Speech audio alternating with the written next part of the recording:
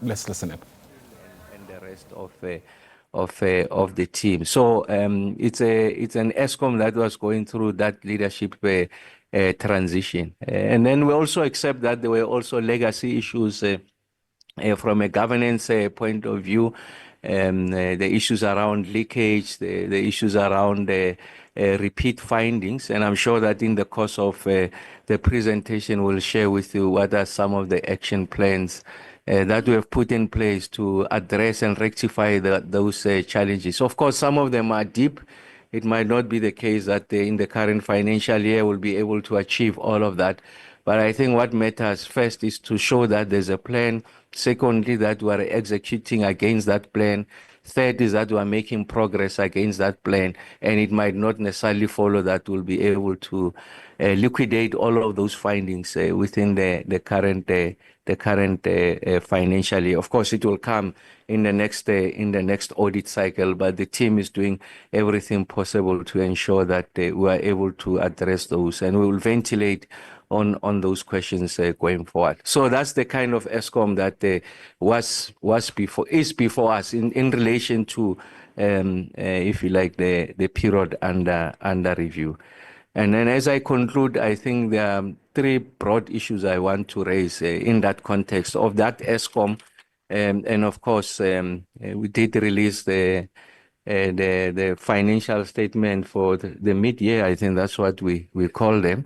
And you can see that there's significant progress relative to the period under review. So the first thing is on the issues of the generation recovery plan. The Eskom board, they approved that the generation recovery plan, of course, led at the highest level, the chair of the board, and then executed by Mr. Marokani and the team got the necessary support. That fiscal intervention was important to allow Eskom to make the necessary investment to ensure that the generation fleet performs. Thanks to the competent, able, and experienced leadership of Mr. Beki Ngumalo and the team of very competent general managers at the power station and the men and women of Eskom at the various power stations. They are executing against that generation plan, and hence the kind of results that we are seeing. And like I said, I mean, you'll go through turbulent waters, but what the team has done is to, over a period of time, they've been able to build a significant headspace to be able to absorb some of these setbacks. Sometimes it might not be sufficient headroom, but we are confident that they are able to steer the ship in the right direction from a generation recovery plan point of view. Second issue I want to raise that continues to receive attention. The second issue I want to raise is the issues around the debt owed to Eskom by municipalities. Of course, municipalities will also give you a version of what is owed to them, upwards of 350 billion rands collectively. But for purposes of the conversation here, just to focus on 100 billion rand plus that is owed to Eskom is something that is receiving attention. It's receiving attention ourselves, that is the ministry, Eskom, Salga, and the provinces. So we're putting together an intervention to ensure first that they were able to protect the revenue streams of municipalities and by extension the revenue streams of Eskom. We're able to support at the technical level the electricity divisions of municipalities from a technical expertise point of view, the financing expertise. You are able to ring fence, if you like, that function with the support of Eskom to ensure that over an extended period of time with the presence of the Eskom assistance, municipalities are able to ensure that there's a completeness of billing, accurate billing. They've got the instruments to ensure that the households that qualify for pre-basic electricity are able to get that free basic electricity, but also the instrument of credit control, ring fence that income, and then that which is owed to Eskom, the current account, they are able to pay that current account, and then they are able to redeploy the surplus for purposes of their own constitutional obligation. So it's an intervention that we are rolling out. Of course, we'll announce the most in its comprehensiveness. I think in the next 3 to 4 weeks, the kind of work that we're doing in that space. And of course, there's already candidate municipalities. First is municipalities that have already opted in, working with them. Candidate municipalities will be working with them. And really the focus is on those that are finding it very difficult to meet their obligation towards Eskom. So that intervention has got dual objectives. First, it's a selfish one from Eskom, ensure that that which we get to deliver in the form of bulk supply to municipalities is paid for. And at a broader level, to ensure that municipalities continue to be financially sustainable, and then we are able to build the flow of expertise to enable municipalities to prosecute their constitutional obligation. And thanks to Mr. Mondevala, who's the GM, the executive responsible for distribution, I think, and his team, who are beginning to work very closely to ensure that we resolve those questions. And by extension, over time, we also are going to assault the issues around the load reduction, because I think that intervention is designed in such a manner that we have the necessary tools to be able to address load reduction. And then the last point I want to make is the issues of leakage with regards to the tokens, and I'm sure the teams will share with you. Remember, late last year, I went on an aggressive campaign. 2.1 million consumers were found to be bypassing. These are zero buyers. Zero buyers means it's consumers who have not purchased electricity for over a period of 12 consecutive months, and yet they continue to consume. A huge strain on the Eskom balance sheet, a huge strains on eroding Eskom revenues. Of course, the time of counting 400,000 converted, but I'm sure Mr. Vala and the team are doing everything possible to address that situation. So the point I'm making is that whilst the consideration today is for a financial year that was exceptionally difficult, it could be one of the most difficult in Eskom's history, we are beginning to make significant strides. But the point I'm making, we take the good with the bad. So we're owning up. So it's not a financial year that belongs to other people, it belongs to us. So we inherit the good and the bad. And then the team, I'm sure, will share with you through the chair of the board the kind of work that we are doing. I want to leave it there, Chair, with your permission, and hand over to the chair of the Eskom board to take us through the presentation. Thank you very much, Chair. Oh, thank you so much, Minister. And I just want to say on behalf of the board and the employees of Eskom that we continue to appreciate the kind of leadership that you are giving us. It's the leadership that I would describe as that one driven by tough love, where you have to be tough with us. You are tough, but you also understand that you are human beings, and you continue to work with us when we go through difficult times. And really, this is the kind of leadership that I think is required in our country. It makes really the life very, very easy as we go through challenges to know that we have the kind of support that you continue to be providing us. Whether that support may mean you giving us very, very tough feedback on things, we accept that, we understand where it comes from.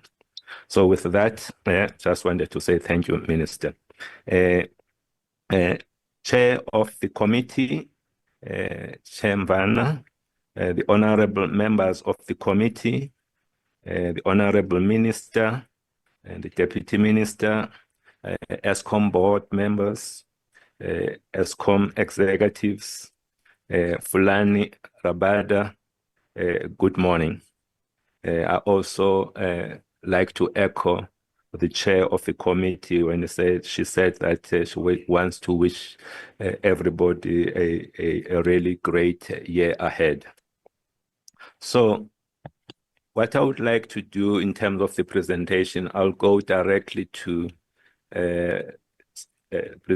chart number 3, page number 3.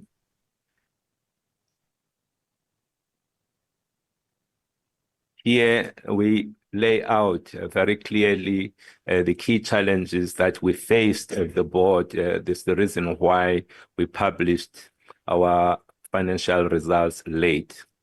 The minister has already kind of apologized to the committee. I would like to also do that. It is really not something that that he would like to have going forward, to have an Eskom being associated with continuously asking for us to present late on things. Of course, we experienced some challenges, which I just want to take you through what those challenges were, so that there can be at least clarity.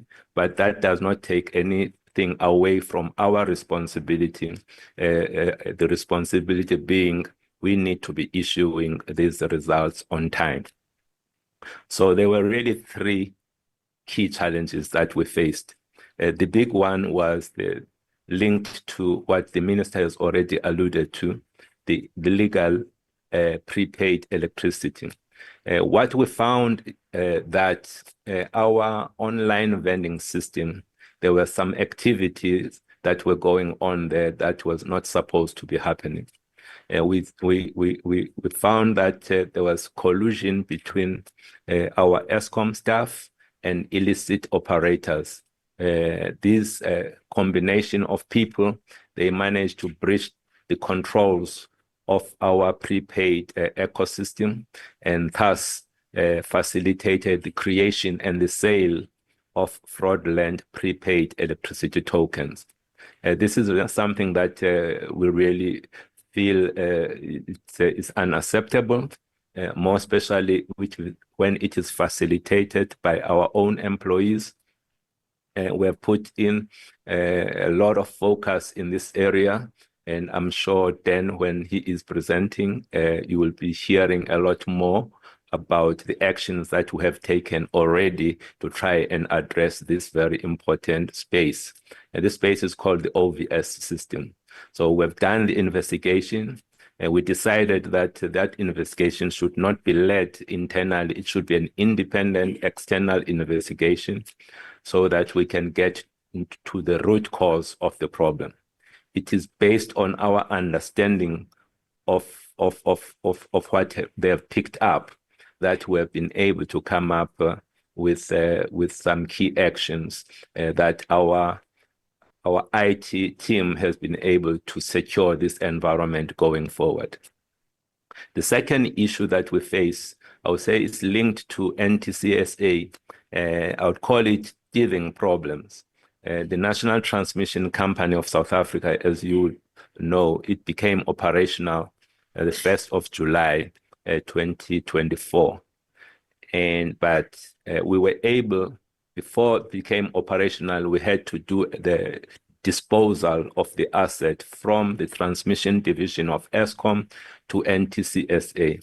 That was done on the 31st of March 2024.